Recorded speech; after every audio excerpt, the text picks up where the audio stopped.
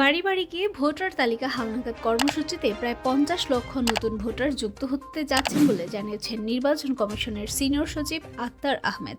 মঙ্গলবার 4 ফেব্রুয়ারি রাজধানীর আগারগাঁওয়ে নির্বাচন ভবনে সংবাদ সম্মেলনে এ তথ্য জানান নির্বাচন কমিশন সিনিয়র সচিব আক্তার আহমেদ। ইসি বলেন, এবারের হালনাগাদে 49,70,388 জন ভোটার যুক্ত হচ্ছেন। তবে নির্বাচন কমিশনের লক্ষ্য ছিল 61 লাখের কিছু বেশি। ভোটার তালিকা থেকে মৃত ভোটার বাদ পড়েছেন 15,23,000, শতকরা হিসাবে 1.77%।